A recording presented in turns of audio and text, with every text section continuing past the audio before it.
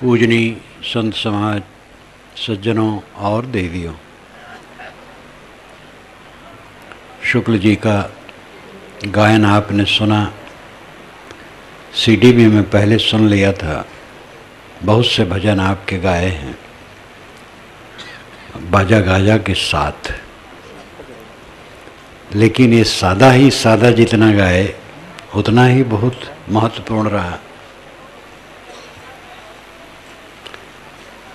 पानी में मछली है और प्यासी है,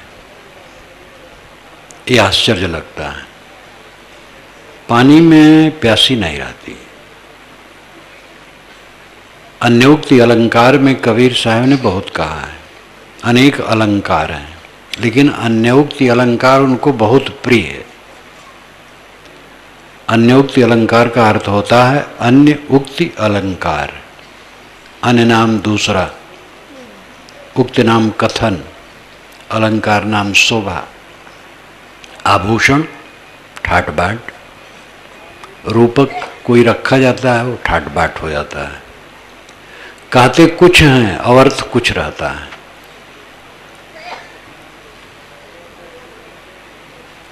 मीन और पानी शब्द साहब कहते हैं, और अर्थ है परमात्मा और आत्मा। आत्मा सदैव परमात्मा में है, लेकिन परमात्मा के लिए वो प्यासा है। तो कहने में द्वैत लगता है कि आत्मा अलग है, परमात्मा अलग है। अलग नहीं है, खुद परमात्मा है, समझता नहीं। अगर आदमी तृप्त काम हो जाए तो क्या चाहिए? मन में पूरा संतोष हो जाए, कुछ नहीं चाहिए, तो परमात्मा की क्या जरूरत है? फिर मोक्ष की क्या जरूरत है? स्वर्ग की क्या जरूरत है? अगर कुछ नहीं चाहिए, किसी की जरूरत नहीं। और कुछ नहीं चाहिए की स्थिति में जब साधक पहुंच जाता है, उसी को कहा जाता है परमात्मा मिल गया, मोक्ष मिल गया, स्वर्ग मिल गया। एक स्वर्ग तो पौराणिकों का है जो नरक है, स्त्री पुरुष का आलिंगन का सारा श्रृंगार है उसमें, जिसको दुनिया भोग रही है और रो रही है, बस उसका उत्कर्ष रूप दिया गया है। यहां जवानी छीड़ हो जाती है, वहां जवानी छीड़ नहीं होगी। भारतीय परंपरा का स्वर्ग ऐसा है कि लाखों बरस उसमें जीव रह करके आनंद भोगेगा, जवान जवान रहेगा लाखों बरस तक। लेकिन भारत के बाहर जो स्वर्ग की कल्पना की गई है, दूसरे लोग किए हैं, वहां तो जब यहां से जाएगा तो 30 वर्ष की उम्र में वो रहेगा सदा। जैसे 30 वर्ष का जवान होता वैसे सदा रहेगा और खूब भोग भोगेगा। वेद में लिखा है, जहां स्वर्ग की बात आई है, कि आदमी निरंतर भोग भोगेगा, लेकिन उसको एड्स की बीमारी नहीं होगी। एड्स शब्द नहीं है, लक्षण सब है। ये मैंने वेद में लिखा है, मूल में है, तब लिखा है। तो यहां की अपूर्ण कामनाओं की भड़ास है स्वर्ग। यहां कामनाएं पूरी नहीं होती, थोड़ी देर में बूढ़ा गए, और जवानी में भी इंद्रियां शिथिल हो गई, अपूर्णता लगती, पसीना निकलता, टट्टी पेशाब करना पड़ता है। स्वर्ग में जो रहेगा ना तो टट्टी पेशाब करना पड़ेगा, ना पसीना निकलेगा। जो जो यहां खामियां हैं भोगों में, स्वर्ग में पूर्ण कर लिया गया है, और सब कल्पना का विषय है। 2 आदमी जा रहे थे, थक गए थे और भूखे थे, एक जगह बैठे। एक ने कहा भूख बहुत लगी, दूसरे ने कहा मुझे भी बहुत लगी है। तो एक ने कहा चलाओ मन ही मन भूजा चबाया जाए। तब दूसरे ने कहा यार मन ही मन चबाना है तो मन ही मन में पूरी सब्जी क्यों ना खाई जाए। तो बस स्वर्ग की कल्पना ऐसे, मन ही मन में स्वर्ग की कल्पना। लेकिन जो आध्यात्मिकों का स्वर्ग है वह शांति है। मोक्ष और स्वर्ग में फर्क नहीं है। जो आध्यात्मिकों का स्वर्ग है, होए बहिष्ठ जो चित न डोलावे, कबीर साहब ने कहा है। बेहिस्त हो जाएगा अगर चित न डोला, बेहिस्त स्वर्ग। मुसलमान भाई बेहिस्त कहते हैं, हिंदू स्वर्ग कहते हैं, तो साहब उसी भाषा में कहते होए बेहिस्त जो चित न डोलावे। अगर चित चंचल न हो तो बेहिस्त हो गया, स्वर्ग हो गया। ये आध्यात्मिकों का स्वर्ग है। संत लाओत्जे ने कहा है कि जो स्वर्ग चाहता है वो कला नहीं करता है, जो स्वर्ग में रहता है वो कला नहीं करता है, और जो कला करता है उसको स्वर्ग नहीं मिलता है। कलह मन का क्लेश है, मन का विकार है। स्वर्ग, मोक्ष, परमात्मा ये शब्द हैं। ये सभी शब्दों का अर्थ एक है, आत्मा को समझ लेना और आत्म शांति पा जाना।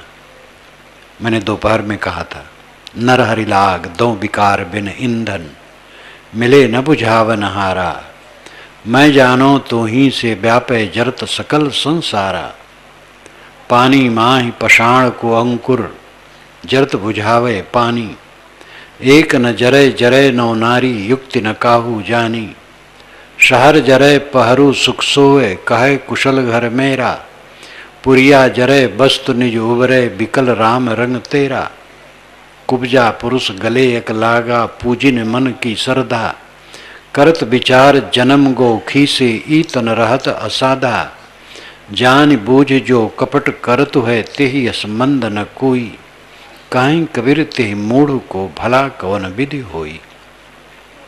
3 पंक्तियों पर मैं दोपहर में बोला था। नर हरि लाग, अय मनुष्य तू हरि में लग।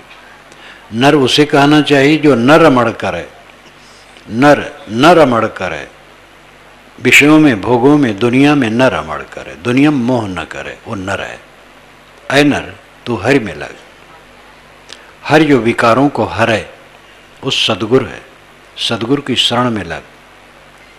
अवंदतः आपका आत्मा हरि है, आत्मलीन हो। दो विकार बिन ईंधन, लेकिन तेरे अंदर में तो ईंधन के बिना विकारों की आग लगी है, दावाग्नि लगी है। तो हरदम मानसिक क्लेश में जलता है, क्रोध, काम, लोभ, द्वेष, ईर्षा, चिंता, उद्वेग, प्रतिक्रिया प्रतिक्रिया प्रतिक्रिया। मैं जानो तो ही से व्यापे जरत सकल संसारा। दिन में इस पर विस्तार से कहा था, इसलिए संक्षेप में कह रहा हूं। मैं जानता हूं ये तेरी आग तेरी लगाई है, तेरी बेवकूफ़ी का परिणाम है जो चित्त में जल रहा है। अहंकार करता है, तमाम कामनाएं करता है, इसलिए तेरा चित्त जलता है। अहंकार छोड़ दे, कामनाएं छोड़ दे, चित्त की जलन खत्म हो जाएगी। भगवान की माया हमें भटकाती है, बहुत गलत धारणा है। भगवान कोई दुर्जन नहीं होता है। अगर आपके मोहल्ले और गांव में एक आदमी हो जो कटही कुतिया पाले हो और सब पर दौड़ा दे, सबको कटवाए, तो उस आदमी को आप लोग मिल करके समझाएंगे। नहीं मानेगा तो थाने में जाएंगे।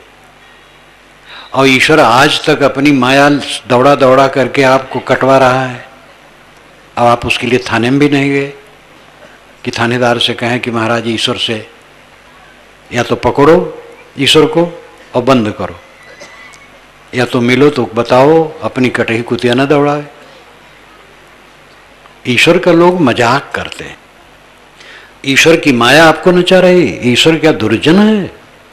आपकी माया आपको नचा रही। एक युवक एक युवती से मोह करने लगा, नाजायज। ये किसकी माया है? ईश्वर की माया है कि युवक की माया है? आप तंबाकू खाने लगे, ईश्वर की माया है कि आपकी माया है?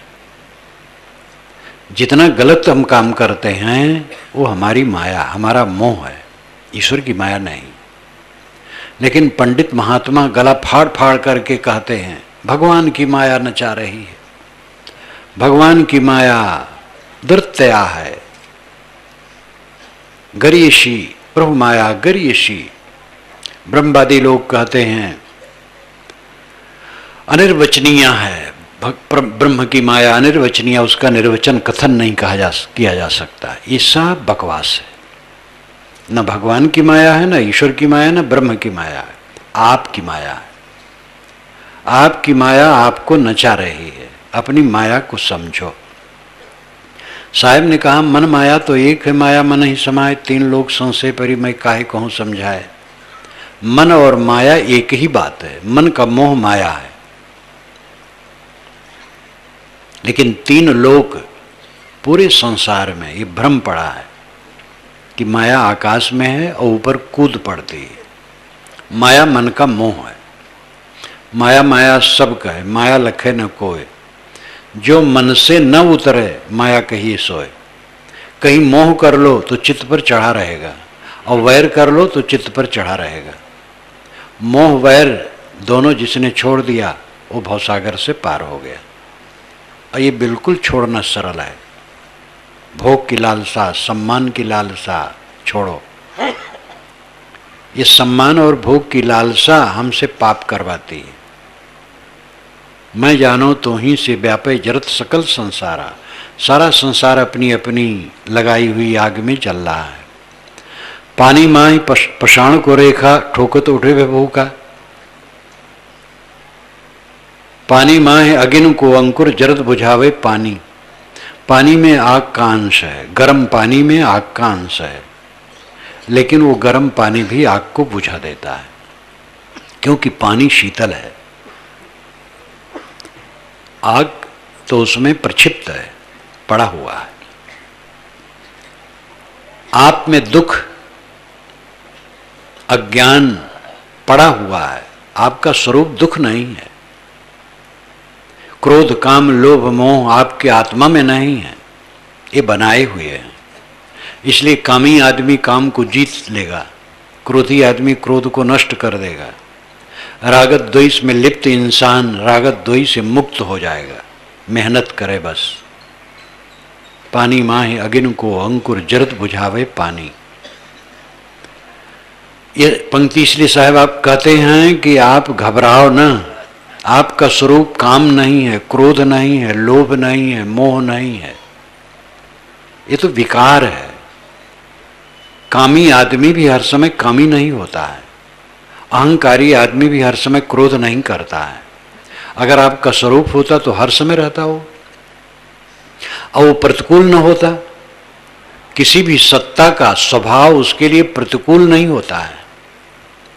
आत्मसत्ता का स्वभाव अगर मनोविकार होता तो आत्मा के लिए प्रतिकूल नहीं होता, लेकिन आत्मा के लिए मनोविकार ही जलन है, यही दावाग्नि है, यही नरक है। मनोविकार को जिसने जीत लिया वो नरक से ऊपर हो गया। और ये मनोविकार हमने बनाया है, अज्ञान से, भोगों की लालसा से, सम्मान की लालसा से मनोविकार बना डाला है। पानी माहि अगिन को अंकर, जरत बुझावे पानी। एक न जरे जरे नौ नारी, युक्ति न काहू जानी। 3 पंक्तियों पर मैंने विस्तार से कहा था, अब चौथी पंक्ति। एक न जरे जरे नौ नारी। एक नहीं जलता है, 9 नारी जलती है, 9 नारियां जलती हैं। ये सब पहेली है। साहब की बातें पहेलियों में है, रूपकों में है। अभिधा, लक्षणा और व्यंजना शब्द की 3 शक्तियां होती हैं।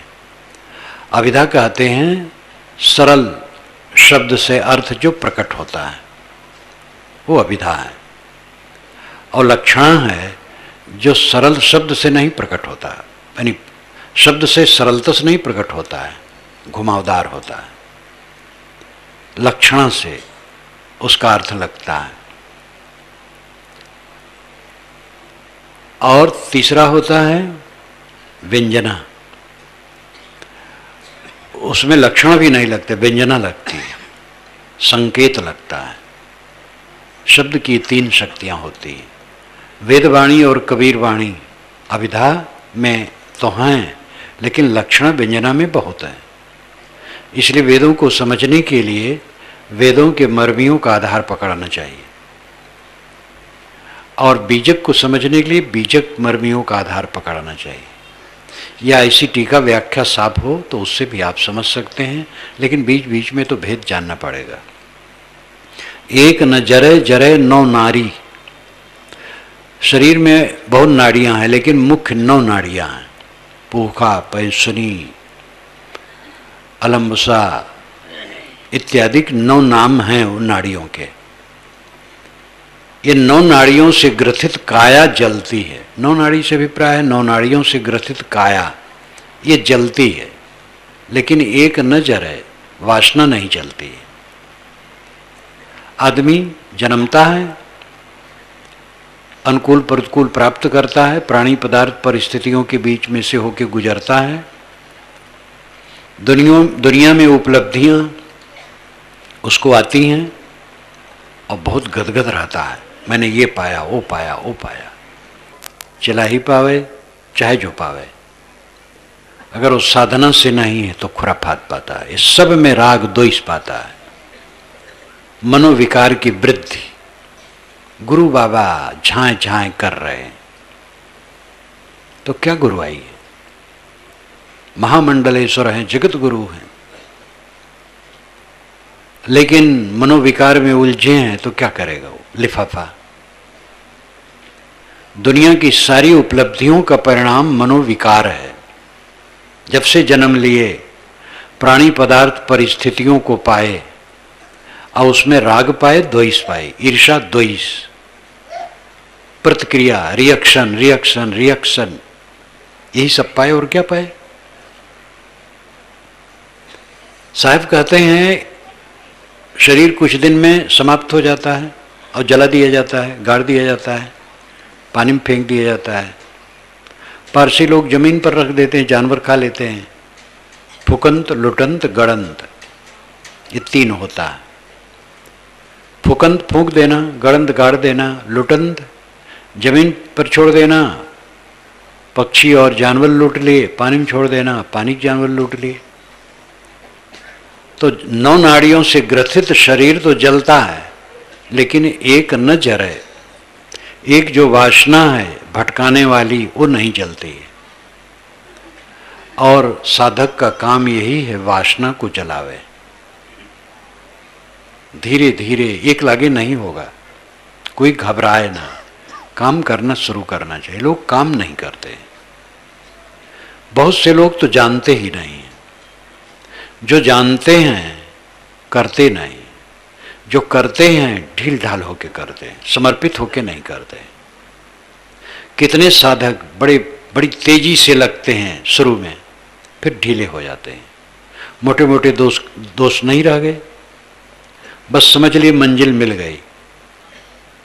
अगर कोई चोरी, हत्या, व्यभिचार, क्रूर कर्म करेगा तो उसका चित्त बहुत अशांत रहेगा।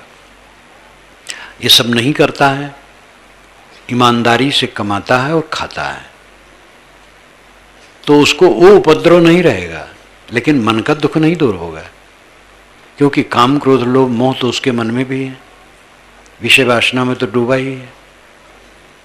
लेकिन अगर कोई ब्रह्मचर्य व्रत पालन करने लग जाए और साधना में लग जाए, विवेक वैराग में लग जाए, दया, क्षमा, शील, सद्गुण धारण करने लग जाए, तो उसका उतना दुख नहीं रहेगा।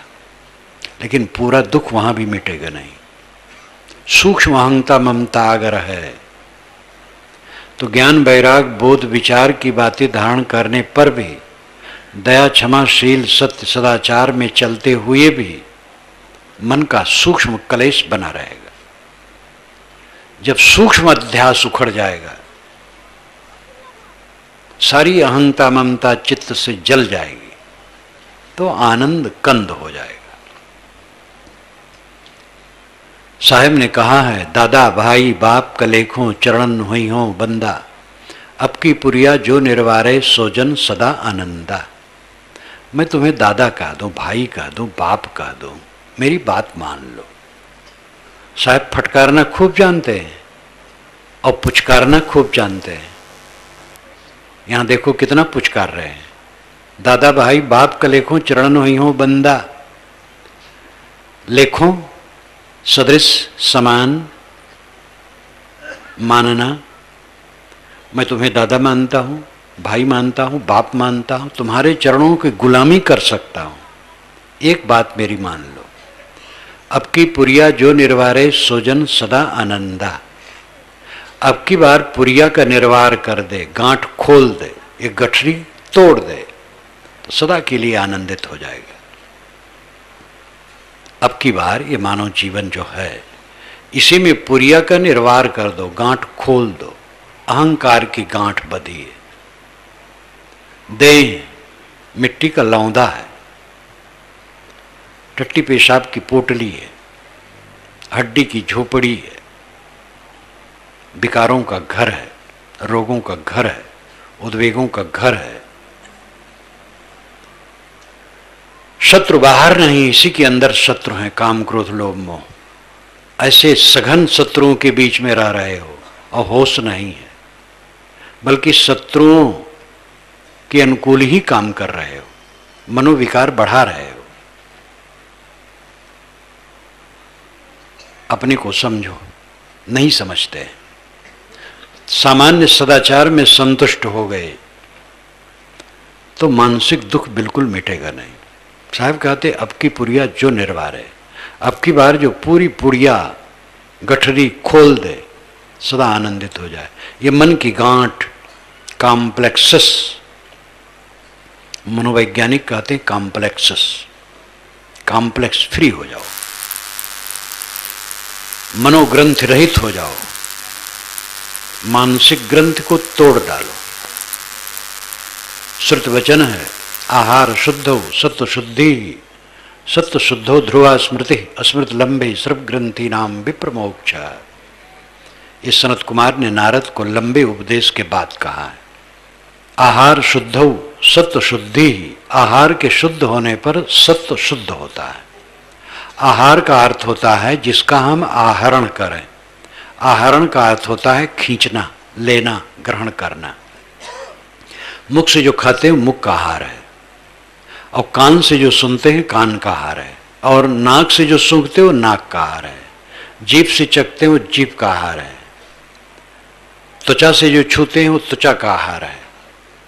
इस प्रकार आंख, नाक, कान, जीभ, चाम, इन 5 ज्ञानेंद्रियों द्वारा जो हम ग्रहण करते हैं ये सब आहार है।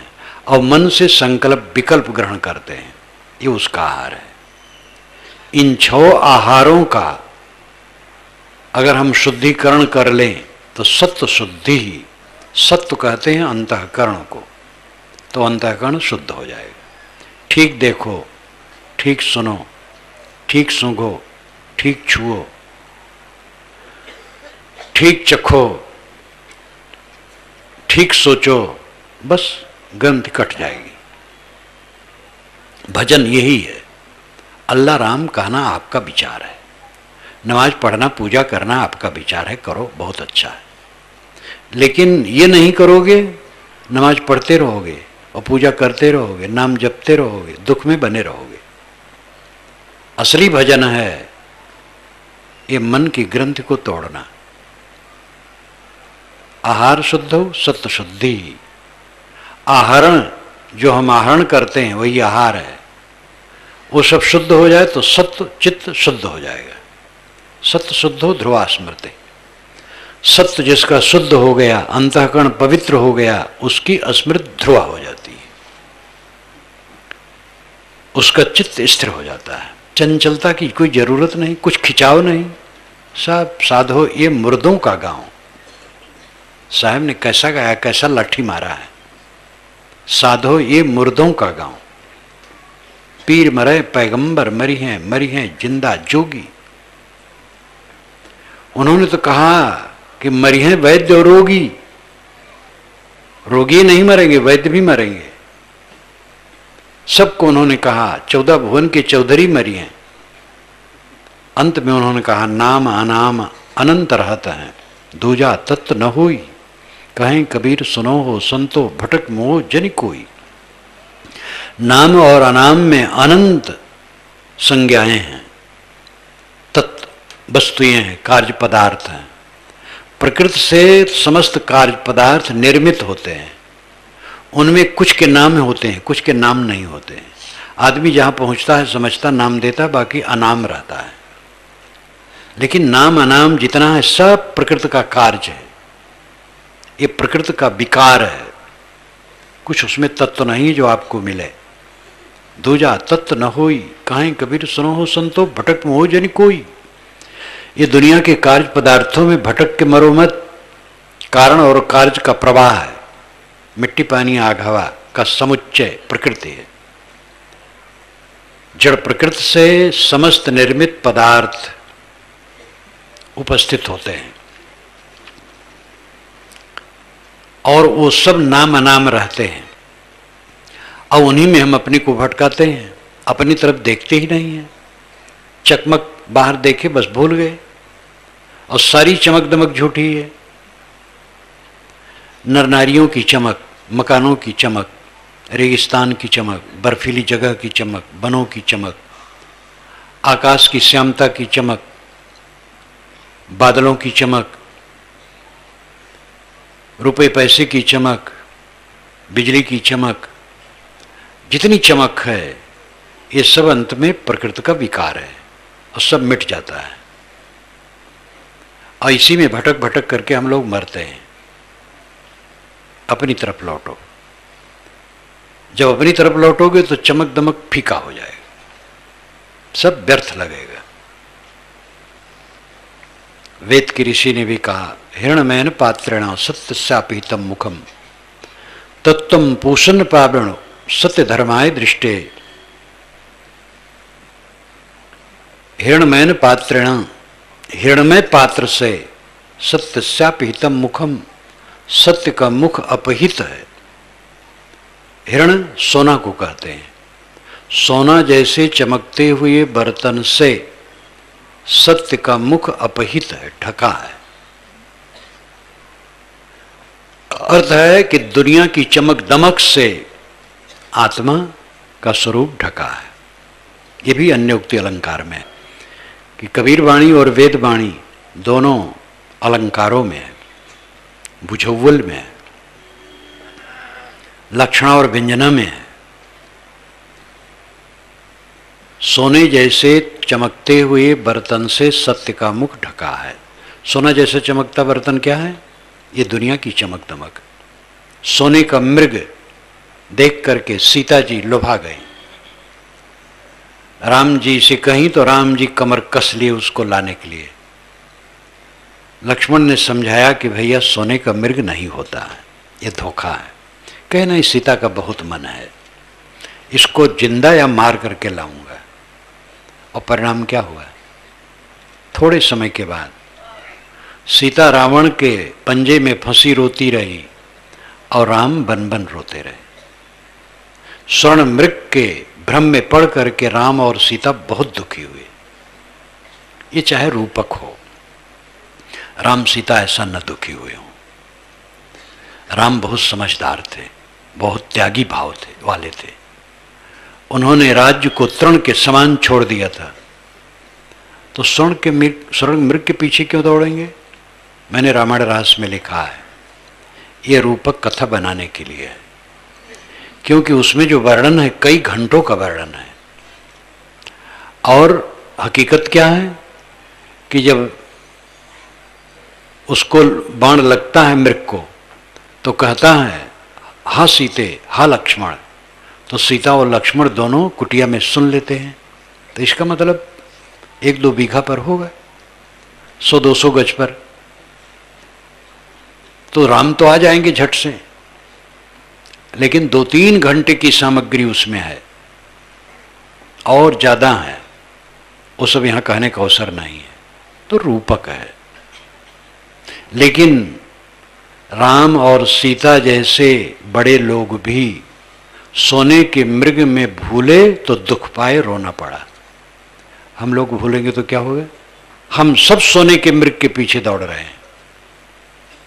अगर दुनिया की चमक दमक में हम आकर्षित हैं तो सोने के मृग के पीछे दौड़ते हैं। सोने का मृग कहीं होता ही नहीं है, और हमने सोने के मृग के पीछे अपने को खो दिया है। धोखा उम्र सब धोखे में बीत गयो। तो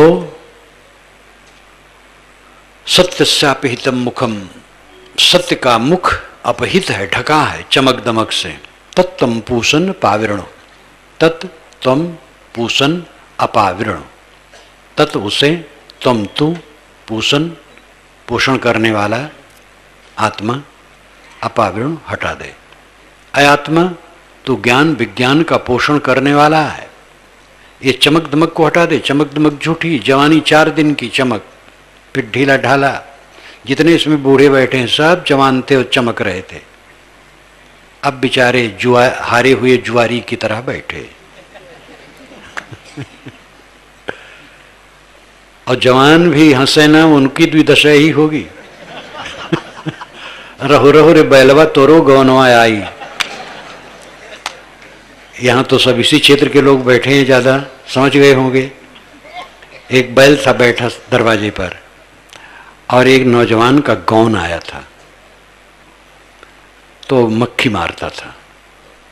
मक्खी बैठे तो उसको मार दे, और बैल पागुर करे, जुगाली करे, तो समझे कि मुझे ये बिराता है, व्यंग करता है, मुंह घुमा घुमा कर। तो उसने गाली दिया बैल को, रहो रहो रे बैलवा तोरो गौनवा आई।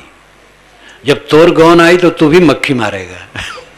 वो समझता था बैल का भी गौन आता होगा। तो इस दुनिया में सबका गौन आना है,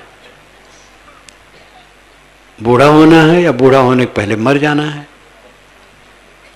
तत्तम पूषण पाविण, पूषण का अर्थ है सूर्य, वो सबका पोषक है। पृथ्वी से जल खींच करके आकाश में ले जाता और फिर बरसाता है, इसलिए पूषण उसको कहा गया है। किंतु आध्यात्मिक क्षेत्र में पूषण आत्मा है, सारे ज्ञान विज्ञान का पोषक है। तत्तम पूषण पाविण, अपूषण अज्ञान विज्ञान का पोषक आत्मा, तो ये चमक दमक को दिमाग से हटा दे। क्यों हटा दे? सत्य धर्माय दृष्टे, सत्य और धर्म को देखने के लिए। सत्य है आत्मा और धर्म है मन की शांति। आत्मा को समझ लो और शांति ले लो, बस बेड़ा पार। बात तो थोड़े में हो गई, लेकिन उलझे हुए हैं हम अहंकार कामना में। अहंकार कामना को जीते बिना कोई शांति नहीं पाएगा। काम करना शुरू करो, मेहनत करो, जितना तेज चलोगे जल्दी पहुंचोगे। तो सद्गुरु कहते हैं, एक न जरे जरे नौ नारी। एक नहीं जरता है, 9 नाड़ी जलती है। 9 नाड़ियों से ग्रथित काया जल जाती है। मन मरे न माया मरे, मरि मर जात शरीर, आशा तृष्णा ना मरे, यूं कथि कहीं कबीर। न मन मरता है, न माया मरती है, न आशा तृष्णा मरती है, शरीर मरता है, तो क्या फायदा? शरीर रहते रहते मन माया आशा तृष्णा मर जाए तो फिर अमृत हो जाए। बिना अपने मरे स्वर्ग नहीं देखना होता है, ये बहुत तथ्यपूर्ण है। मर जाओ, अमृत हो जाओ, ये भयदायक शब्द है। गृहस्थ लोग कहते महाराज ये शब्द न कहो, मरने वाला न कहो और कुछ कहो। विवाह की याद कराओ, जन्मदिन की याद कराओ। जन्मदिन लोग आज बहुत मनाते हैं और धनी लोग विवाह दिन भी मनाने लगे। बड़े बड़े शहरों में करोड़पति लोग विवाह दिवस मनाते हैं। 85 वर्ष का एक बुढ़वा विवाह दिवस मना रहा था, तो लोगों ने कहा कि ये मूर्खता दिवस मना रहा है। विवाह को भूलना चाहिए कि याद करना चाहिए? मृत्यु की याद करनी चाहिए। मृत्यु का दिन हमारे लिए उत्सव का दिन बनना चाहिए।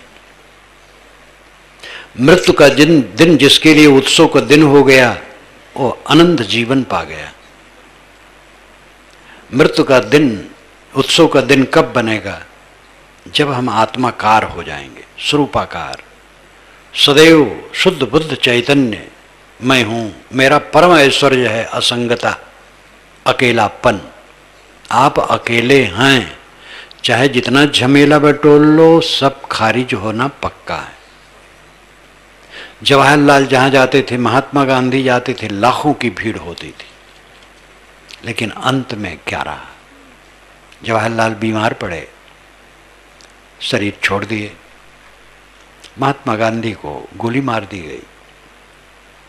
गोली मारने के पहले ही वो बहुत कष्टित थे, क्योंकि पाकिस्तान हिंदुस्तान के बंटवारे में बहुत लोग मारे गए थे, उससे पीड़ित थे।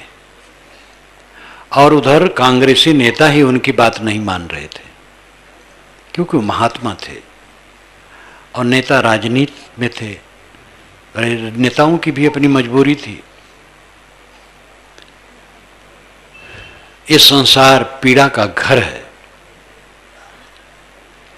जो अहंकार ममकार छोड़ देता है वो जीवित मृतक वही कहा जाता है। देह को जो अलग हरदम देखता है, देह को अपनी लाश के रूप में देखता है, ये चलती फिरती लाश है।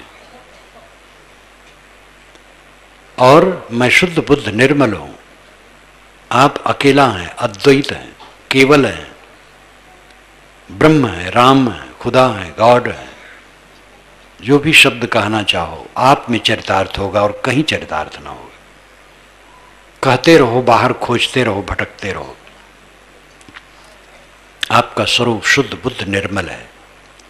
इस चीज को ठीक से समझो। सत्संग में तो ऐसे कह दिया गया, जो जानते हैं उनको तो याद हो जाएगा, जो नहीं जानते हैं इतने में समझ में नहीं आएगा।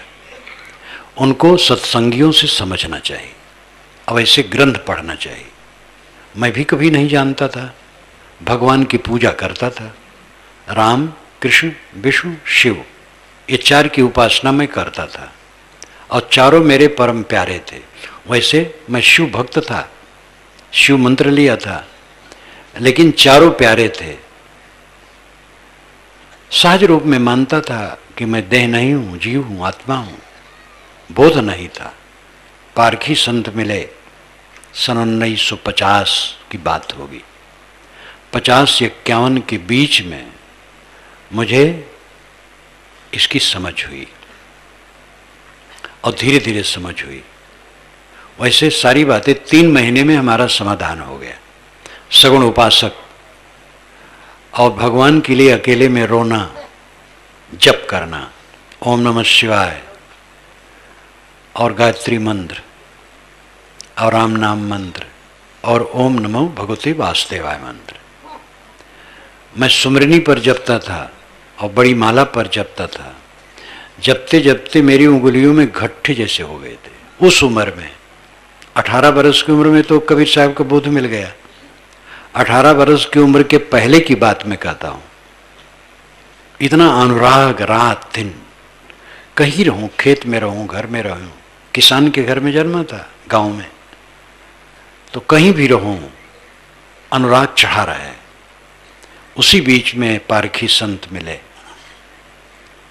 पहले तो भक्त मिले। एक भक्त रहे, वो थवई का काम करे, कुछ टूट फूट बनाने आवे, पारखी रहे, लेकिन ज़्यादा बता नहीं पावे, व्यंग करे हमारे ऊपर। मैं चंदन, शव चंदन लगाऊं और एक हाथ लंबी चोटी मेरी रहे और गोखुर बराबर खूब भारी भरकम बांध के रखूं, तो व्यंग करे हमारे ऊपर कि अरे जब समझोगे सत्य तब पता लगे, कबीर साहब को समझो। तो हम कहें कबीर साहब क्या बताते हैं, तो बता नहीं पावे, लेकिन व्यंग करे मेरे ऊपर और उसका व्यंग मुझे अभी भी प्रिय लगता है।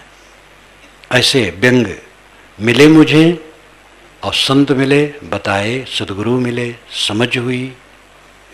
आप भी रास्ते पर चलें, समझें। जीवन का लक्ष्य यही है, अपने को पहचानो। भारतीय परंपरा में जो अध्यात्म का तत्व बताया गया है, मूल रूप में आत्म तत्व को बताया गया है। परोक्ष उपासना पीछे की है। और अभारती संतों में भी अंत में वही सूफी संत यही कहते हैं। सूफी संत सदैव अपनी तरफ लौटने कहते हैं। तो एक न जरे जरे नौ नारी, 9 नाड़ियों से ग्रथित काया जलती है, लेकिन वासना नहीं जलती, इसलिए जीव फिर भटकता है। अगर दुनिया में वासना रही तो देह छूटने के बाद फिर दुनिया में आओगे। दुनिया की सारी वासनाएं जिसकी खत्म हो गई, तो देह में रहते रहते सब खत्म हो गई। तो मृत्यु का दिन उसके लिए उत्सव का दिन है, सारा दुख वहां खत्म है। जीवन मुक्तों को भी जब तक देह है तब तक ठंडी गर्मी, भूख प्यास, अनुकूल प्रतिकूल शरीर का प्रपंच ढोलना पड़ता है। लेकिन जब देह भी छूट गई तो सब क्लेश खत्म हो गया।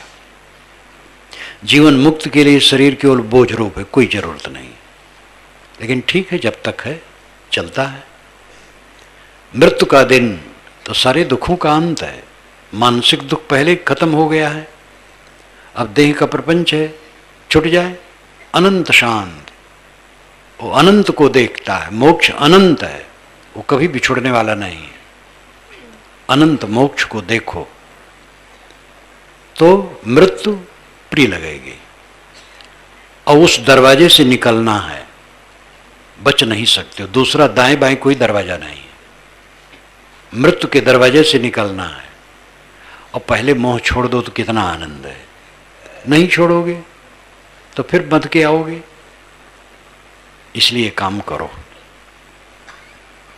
एक न जरे जरे नवनारी युक्ति न काहू जानी, शहर जरे पहरू सुख सोए कहे कुशल घर मेरा। शहर जल रहा है और पहरेदार सुख से सोते हैं। पहरेदारों से कोई कहता है नगर में आग लगी है, पहरेदार कहते नहीं, कुशल है, सब मंगल है, कोई परेशानी नहीं। ये व्यंग है साधकों पर। साधक हैं, भक्त हैं, साधु हैं, महात्मा हैं, गुरु हैं, लेकिन मानसिक क्लेश में दुखी हैं। तो शहर तो जल रहा है, हृदय शहर में आग लगी है। कहते नहीं सब कुशल मंगल है, एक दूसरे से मिलते हैं, कहते भैया राम राम राम राम, कुशल मंगल, खूब चकाचक है। और क्या कहें बेचारे, कहना पड़ता है। चकाचक कहाँ है? अगर मन में विकार है तो चकाचक कहाँ है? मन में ईर्ष्या है, द्वेष है, क्लेश है, क्रोध मोह लोभ है, तो चकाचक कहाँ है? जब मन निर्मल हो तब चकाचक है। निर्मल मन जीवन की परम उपलब्धि है। शहर जरे पहरू सुख सोए कहे कुशल घर मेरा। हृदय रूपी शहर में मनोविकारों की आग लगी है और सब जीव जल रहे हैं। लेकिन साधक कहते हैं कि हमारा घर कुशल मंगल है, साधना चल रही है। ऊपर ऊपर मोटी मोटी साधना थोड़ा कर लिए, मोटे दोष नहीं है, इतने में वो कृतार्थता मानते हैं। अंदर झांक करके देखते नहीं। पुरिया जरे बस्त निज उबरे बिकल राम रंग तेरा। साहब कहते पुरिया जरे तो बस्त निज उबरे। यहां भी वही पहेली है। पुरिया कहते गठरी को। एक गठरी रखी है, कहने वाला कहता है इस गठरी में आग लगा दो। ये गठरी अगर जल जाएगी तो इसके अंदर रखी हुई वस्तु बच जाएगी। अब अगर आग नहीं लगाई गई तो वस्तु बचेगी नहीं। ये कितनी उल्टवासी है। आपको बकवास लगेगी। बकवास, कबीर बकवास करते हैं, लेकिन कबीर बकवास नहीं करते हैं। सुनने में उल्टवासी है, समझने में सरल है। समझ जाए तो। पुरिया गांठ, अहंकार की गांठ है। अगर अहंकार की गांठ जल जाए तो निज वस्तु उभर जाए, आत्मा का उद्धार हो जाए। हम अहंकार की गांठ में फंसे हुए हैं। कहा जाता है एक कलाकार था, मूर्ति बनाता था, बेचता था, वही उसका पेशा था, और 90 वर्ष का हो गया था। तो उसने सोचा कि अब तो मरना है, मौत आ जाएगी। तो अपनी शक्ल में उसने 100 मूर्तियां बना ली। और मूर्तिकार था तो इसलिए वैसा हाल बनाया था बड़ा सा, जिसे मूर्ति उसमें रखे और लोग आए पसंद करके ले जाएं। तो मूर्तियां अपनी शक्ल में उसने 100 मूर्तियां बना करके खड़ी कर दी। मौत आई तो जा करके उसी में खड़ा हो गया।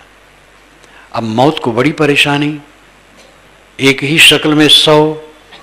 मौत लौट गई यमराज के पास, कही महाराज वो तो 100 खड़े हैं, किसको मैं लाऊं? तो यमराज ने मौत के कान में कुछ जुक्ति बता दी, तो मौत चली अपने शागिर्दों को लेकर। फिर कलाकार उसी में खड़ा हो गया। मौत घूमते घूमते मौत ने कहा, वाह ऐसी कलाकारी, इतना सुंदर मूर्तियां हैं, तो मालूम होता जैसे बोल देंगी। तो उसके एक शागिर्द ने कहा, हुजूर लेकिन इसमें एक बहुत बड़ी खामी है। कलाकार ने कहा, क्या खामी है? कहा, पकड़ो पकड़ो, यही है यही है। कलाकार को अहंकार जग गया। अहंकार को कुरेदने के लिए यमराज ने बताया था मौत को कि इस ढंग से करना। हमारा अहंकार हमें पकड़ा देता है। किस चीज का अहंकार है? जब शरीर अपना नहीं है तो पद अपना है, धन अपना है, मकान अपना है, जमीन अपनी है, रुपए पैसे अपने हैं। धीरू भाई अंबानी ने खूब मोबाइल का प्रचार किया, लेकिन मरते समय एक मोबाइल भी नहीं ले जा सके। चाहे जितना कोई धन जोड़े, इकट्ठे कर जहां के जर सभी मुल्कों के माली थे, सिकंदर जब गया दुनिया से दोनों हाथ खाली थे। जब शरीर अपना नहीं है तो कौन सी वस्तु अपनी है? किस चीज का अहंकार है? अहंकार एक मूर्खता है, महामूर्खता है। हमारी मूर्खता नष्ट हो, ग्लानि होनी चाहिए। अपने दुख से जो दुखी होता है वही दुखों से मुक्त होता है। और सामान्य व्यक्ति क्या, साधकों में ये दोष होता है दूसरे के दोष देखने के चक्कर में, क्योंकि पक्के साधक नहीं है। अपने दोष को जो निरंतर देखता है वो दोषों से मुक्त हो जाता है। अगर रास्ते में सांप दिखाई दिया तो उस पर हम पैर कैसे रखेंगे? हट जाएंगे। टट्टी दिखाई दी तो हम हट जाएंगे। अगर दोष अपना दिखाई दिया तो निश्चित ही हट जाएंगे। हम अपने दोष को प्रिय मानते हैं, इसीलिए उसी में फंसे हैं। शहर जरे पहरू सुख सोए, कहे कुशल घर मेरा, पुरिया जरे वस्तु निज उबरे। साहब कहते हैं अहंकार की पुड़िया जल जाए तो निज वस्तु उबर जाए। विकल राम रंग तेरा, अय राम तेरा रंग विकल है। कबीर साहब इंसान को राम कहते हैं। उन्होंने कहा है, द्वारे तेरे राम जी मिलो कबीरा मोह, तय तो सब में मिल रहा मैं न मिलूंगा तो। अय इंसान, तेरे दरवाजे पर राम जी खड़े हैं और कहते हैं मिलो कबीरा मोह। अय कबीर, अय लोगों आकर के मुझसे मिलो। राम दरवाजे पर आ गए हैं और खड़े हैं और कहते हैं अय कबीर। कबीर वह अपना नाम सर्वनाम में कर देते हैं सभी लोग। अय लोगों, राम जी कहते हैं दरवाजे पर आकर के कि तुम लोग आकर के मुझसे मिलो। तो घर वाले ने कहा, महाराज साकेत लोग से इतनी दूर आ गए, अब 2 कदम कमरे में नहीं आ सकते हो? तब राम ने कहा, तय तो सब में मिल रहा मैं न मिलूंगा तो ही। तू तो सब में मिला हुआ है, मैं तेरे को नहीं मिलूंगा, अब जा रहा हूं। इतनी दूर से आया, साकेत लोग से इतनी दूर आ गया और तू 4 कदम नहीं आ रहा है, तो इसका मतलब है जो जीव झांक न उपजे, कहा पुकार कबीर। अगर जीव में झांकी प्रेम नहीं उत्पन्न होती तो पुकारने से क्या होगा? तो राम जी चले गए। ये रूपक है। अभिप्राय है तुम्हारे द्वार पर राम जी खड़े हैं और कहते हैं मिलो, लेकिन आप मिलना नहीं चाहते खुद। राम आपका आत्मा है और उससे नहीं मिलना चाहते हैं, और जो गंदी चीजें उससे मिलना चाहते, तमाकू से मिलना चाहते, बीड़ी से, सिगरेट से, शराब से, अंडा से, मांस से, कलह से, राग द्वेष से, लड़ाई झगड़ा से, बेईमानी बदमाशी से मिलना चाहते हैं। राम से नहीं मिलना चाहते हैं। और राम आपके दरवाजे पर खड़ा है, वो आपका आत्मा है। कथन सदैव द्वैत में होता है, इसीलिए भ्रम होता है। लेकिन मर्मी लोग जानते हैं कि कथन को कोई पकड़ेगा तो नहीं समझ पाएगा। कथन से इशारा समझना चाहिए। राम जी सबके दरवाजे पर खड़े हैं, लेकिन राम जी कहते हैं तय तो सब में मिल रहा है, तो सब में मिला है। पत्नी में मिला है, पति में मिली है, बच्चे में मिला है, धन में मिला है, राग में मिला है, द्वेष में मिला है, घर द्वार में मिला है। मिला मतलब मोह कर रहा है, तो सब में चिपका है, तो मैं कैसे मिलूं? मैं तो तेरे दरवाजे पर हूं, तो सबकी आसक्ति छोड़ दे, बस मिल जा। ये सब का अर्थ है कि राम आपका आत्मा है, लेकिन आप उससे मिल नहीं पाते हैं। जिस्म और रूह का रिश्ता भी अजीब है। जिंदगी भर साथ रहे लेकिन तौर्रुफ न हुआ। रूह और जिस्म का रिश्ता भी अजीब है। रूह आत्मा, जिस्म शरीर, ये दोनों का संबंध अद्भुत है। जिंदगी भर साथ रहे, जीवन भर साथ रहे, लेकिन तौर्रुफ न हुआ, परिचय नहीं हुआ। देह और आत्मा साथ साथ पूरा जीवन, 50 वर्ष, 60 वर्ष, 70 वर्ष, 80 वर्ष, 90 वर्ष, 100 वर्ष। जयपुर के एक मियाँ जी 138 वर्ष जिए, अब मर गए गत वर्ष। तो जिंदगी भर साथ रहे आत्मा और देह, लेकिन तौर्रुफ न हुआ, परिचय नहीं हुआ। तो द्वारे तेरे राम जी तुम्हारे दरवाजे पर खड़े हैं। वो कहते हैं मिलो कबीरा मोह, ऐ लोगों मुझसे मिलो। लेकिन जब आदमी आलस करता है तो कहते भाई तय तो सब में मिल रहा, मैं न मिलूंगा तो सबका मिलना छोड़ दे तब मैं मिलूंगा। राम हठीला है, वो चाहता है सब छोड़ के मिलो तब मैं मिलूंगा, और कुछ पकड़े रहोगे तो नहीं मिलूंगा। कुछ पकड़े रहोगे तो नाचना अच्छा नहीं बनेगा। एक जुलाहिन थी, उसके मित्र जुलाहिन एक और थी, बाजार से लौटी थी, तो कई महीने के बाद मुलाकात हुई। तो जुलाहिन सूत की आटी बना बना करके एक टोकरी में रखी थी, वही आटी बना रही थी कपड़ा बुनने के लिए। तो उसका उसने स्वागत किया और कहा बैठो, मैं जल लाऊं पिलाऊं। मिठाई लाई, जल लाई। तो आटी बड़ी सुंदर सुंदर लगी। तो जुलाहिन ने जो आई थी वो एक आटी निकाल करके अपने कांख में उसने दबा लिया, चुरा लिया। मित्र जुलाहिन की एक आटी चुरा करके अपने कांख में दबा लिया। जो मिठाई पानी लेकर के आई देखी तो उसको लगा कि मेरी एक आटी चुरा गई, और इसी ही इसने लिया होगा और कोई नहीं। लेकिन अब सखी से कैसे कहे? तो कही सखी जी बहुत महीने पर हम मिले हैं, आओ हम दोनों नाचें। तो अब वो बहुत कही तो नाचना पड़ा, लेकिन वो कांख में दबाए रहे। तो कहे कि बहन जी दोनों हाथ खोल करके नाचो। तो कहे बहन जी मैं एक एक हाथ खोल पाती हूँ नाचने में। तो अब कैसे खोले, वहां तो चोरी है। जब तक हमारे मन में कुछ रहेगा संसार, तब तक राम जी नहीं मिलेंगे। राम जी तो मिला है, आपका आत्मा है, लेकिन मन में तो संसार बसा है, तो राम कैसे बसे? अभी एक साधक ने पूछा था मुझसे निवास पर कि आत्म विस्मृत क्यों होती है, हम अपने आत्मा का स्मरण क्यों भूल जाते हैं? क्योंकि दुनिया के गोरख धंधे में भूल जाते हैं। एक खिलौना, जो खिलौना मिला है प्राणी पदार्थों का, इसी में भूल जाते हैं। और एक खिलौना झूठ है, राम सच है, आपका अस्तित्व सच है। आप इस पर ध्यान दो, आप भटको मत।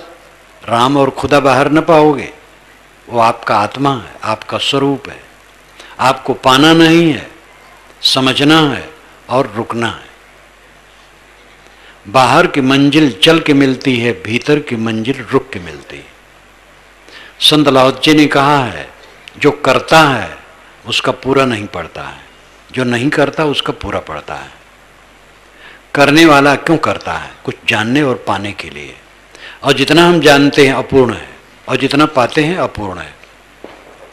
चाहे जितना धन पा जाए तो भी कमी लगी रहती है। जो नहीं करता उसका पूरा होता। नहीं करने का मतलब है संकल्प शून्य हो जाना, इच्छा शून्य हो जाना। जो इच्छा शून्य हुआ पा गया, सब तृप्त हो गया। कबीर साहब गुजरात 4 बार गए हैं। वहां पर नर्मदा उत्तर से दक्षिण बहती है, और दक्षिण बह करके पश्चिम जा करके समुद्र में गिर जाती है। तो जहाँ वो उत्तर से दक्षिण बहती है, दाहिने तरफ यानी पश्चिम तरफ शुक्ल तीर्थ है और बाएं तरफ कबीर बड़ा है। तत्ता जीवा नाम के 2 ब्राह्मण बंधु वहाँ रहते थे कबीर साहब जमाने में। वो कबीर साहब के भक्त थे। एक बार जब वहाँ बहुत दिन रह करके चलने लगे साहब, तो तत्ता जीवा दोनों भाइयों ने उनके पैर पकड़ लिए, कहे महाराज हम आपको चाहते हैं, आप यहीं रहें, हम सेवा करेंगे। तो साहब ने कहा जो तू चाहे मुझको, छाड़ सकल की आश, मुझे ही ऐसा होए रहो सब सुख तेरे पास। साहब ने कहा अगर तुम मुझे चाहते हो तो सबकी कामना छोड़ दो, और मैं जैसे निष्काम हूं ऐसे तुम भी हो जाओ, बस सब सुख तुम्हारे पास है। साधु के पैर में चक्के लगे रहते, वो घूमता रहता, बैठता नहीं। मैं चल रहा हूं। तत्ता जीवा ने कहा महाराज आप चले जाएंगे बनारस, हम रहेंगे समुद्र के किनारे, हम कैसे कल्याण होगा।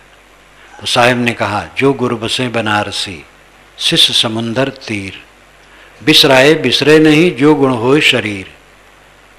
गुरु भले बनारस में रहें और शिष्य समुद्र के पास है, लेकिन शिष्य के हृदय में जो गुरु का प्रेम है और बोध है वो तो भूलेगा नहीं। अगर गुरु के बोध को भूल गए तो सब बेकार गया।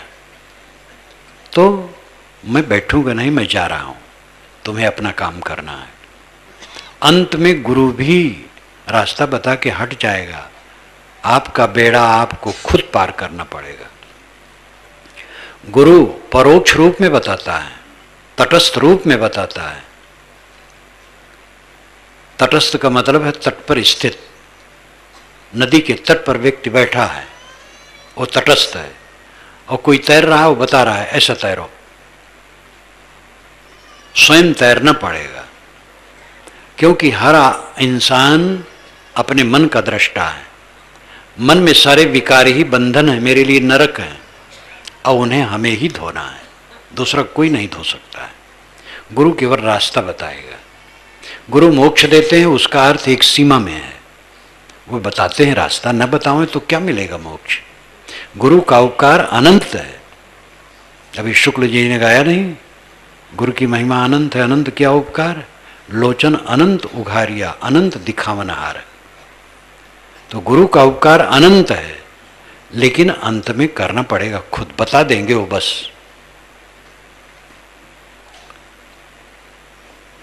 शहर जरे पहरू सुख सोए, कहे कुशल घर मेरा, पुरिया जरे बस्त निजुबरे, बिकर राम रंग तेरा। अय राम तेरा रंग विकल है, तू राम है ब्रह्म है, लेकिन तू विकल है। रंग नाम भाव, विकल नाम अशांत। कल कहते हैं कोमलता को, पक्षी कलरव कर रहे हैं, मधुर ध्वनि कर रहे हैं। कल मधुरता मिठास, विकल कड़वाहटपन, पीड़ा, संताप। विकल राम रंग तेरा, अय राम तेरा भाव विकल है, क्योंकि दुनिया में आसक्त है, झूठी चीजों में आसक्त है। जितना हम दुख मानते हैं केवल झूठ का सब मामला रहता और कुछ नहीं। विकल राम रंग तेजा, कुब्जा पुरुष गलेक लागा, पूजिन मन की श्रद्धा, करत विचार जन्म गोखी से, ईतन रहत असादा। सगुण उपासकों और परोक्ष उपासकों पर व्यंग करते हुए साहब कहते हैं, कुब्जा पुरुष गले एक लागा, पूजिन मन की श्रद्धा। कुब्जा पुरुष नपुंसक पुरुष। कुब्जा कहते हैं जिसके पीठ में कुब्बड़ हो, और कुब्जा कहते हैं नपुंसक को। यहां नपुंसक अर्थ है। कुब्जा पुरुष गले एक लागा, पूजिन मन की श्रद्धा। एक युवती का पति नपुंसक है, तो उस युवती को संतोष उससे नहीं हो सकता है। आप कुब्जा पुरुष के पास साथ पड़े हैं, जो बोध न दे सके, समझा न सके, रास्ता न दिखा सके, ऐसी उपासना कर रहे हो। जिसकी उपासना कर रहे हो वो बोल नहीं रहा है। शून्य की उपासना करते हो, आकाश में ताकते हो, वो बोध नहीं देता है। मिट्टी की पिंडियों के सामने नाक रगड़ते हो, वो बोध नहीं देता है। कुब्जा पुरुष के गले लगे हो, श्रद्धा पूरी नहीं होगी। जो बोले नहीं, डोले नहीं, समझ नहीं, ज्ञान नहीं, आपको क्या ज्ञान देगा? ये व्यंग है साहब का। कुब्जा पुरुष गले क लागा, पूजन मन की श्रद्धा, करत विचार जन्म गोखी से ईतन रहत असादा। विचार करते करते जन्म घिस गया। साधना करूंगा, मोक्ष लूंगा, शांति लूंगा, परमानंद प्राप्त करूंगा, भगवत प्राप्ति करूंगा। विचार करते करते जन्म घिस गया और ईतन रहत असाधा, ये शरीर असाध रह गया। वैसे क्रोध, वैसे काम, वैसे लोभ, वैसे मोह, वैसे ईर्षा, वैसे चिंता, वैसे प्रतिक्रिया, वैसे मन का द्वंद्व, निरांत शांत अमृत अगाध अमृत में स्थित होना केवल शब्द में रह गया। ईतन रहत असाधा, जान बूझ जो कपट करत हैं ते संबंध न कोई, कहीं कबीर ते मूढ़ को भला कवन विधि होई। जो जानबूझ करके कपट करता उसके समान मंद कौन होगा? ऐसे मूर्ख आदमी का कल्याण कैसे होगा? हम लोग जानबूझ करके कर रहे हैं, जो धोखा खा रहे हैं। कब तक धोखा खाएंगे? कब तक आपका यहां का रहना है? आज काल दिन कैक में स्थिर नाहि शरीर, कहीं कबीर कस राखी हो कांचे बासन नीर। आज कल या कुछ दिनों में ये शरीर स्थिर नहीं, जाने वाला है। कांचे मिट्टी के बर्तन में, मिट्टी के कच्चे बर्तन में पानी कब तक भरे रखोगे? 10 द्वारे का पिंजरा तामे पंछी पौन, रहबे को आश्चर्य है जात अचंभो कौन। रहबे को रहने में आश्चर्य है, उड़ गया तो क्या पता क्या उसमें आश्चर्य है? जब 10 दरवाजा खुले हैं और 10 दरवाजा खुले पिंजड़े में पक्षी बैठा है, यही आश्चर्य है। उड़ जाए तो क्या आश्चर्य है? इस टूटे शरीर को कब छोड़ करके हंस चला जाएगा कुछ पता नहीं। इसलिए सारा प्रमाद छोड़ करके सेवा भक्ति सत्संग साधना में लगो। सतगुरु कबीर कहते हैं, नर हरि लाग, अय मनुष्य हरि में लग। हरि बाहर का हरि सदगुरु है, उसकी शरण में लग। विराट रूप में हरि ये प्राणियों का समूह है, इसको भगवत स्वरूप समझ, सबके साथ विनम्रता का बर्ताव कर। हिंदू मुसलमान ब्राह्मण शूद्र कुछ नहीं, मानव मात्र से प्रेम और प्राणी मात्र पर करुणा, मानव के अलावा भी प्राणियों पर करुणा, ये विराट पुरुष भगवान है। अवंत में अपने आत्मा में लगो। नर हरि लाग दो विकार बिन ईंधन, मिले न बुझावन हारा, मैं जानो तो ही से व्यापे जरत सकल संसारा। पानी माह पषाण को पानी माह अगिन को अंकुर जरत बुझावे पानी। एक न जरे जरे नौ नारी युक्त न काहू जानी। शहर जरे पहरू सुख सोए कहे कुशल घर मेरा। पुरिया जरे वस्तु निजुबरे बिकल राम रंग तेरा। कुब्जा पुरुष गले क लागा पूजिन मन की श्रद्धा। करत विचार जन्म गोखी से ईत न रहत असाधा। जान बूझ जो कपट करतो है तेह संबंध न कोई। काहे कबीर तेह मूढ़ को भला कवन विधि हुई। इस पूरे विस्तृत शब्द में सार यही है कि आप इस अपनी अंदर की दावाग्नि को बुझाओ।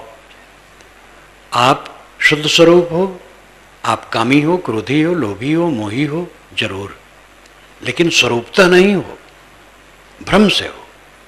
आपका स्वरूप काम क्रोध लोभ मोह से बिल्कुल परे निर्मल है। आप भूल करते हो, उसको जीत सकते हो। जीतो, भक्ति सत्संग सेवा साधना में लगो, जीतो और कल्याण करो। मैं अपनी वाणी को विराम देता हूँ।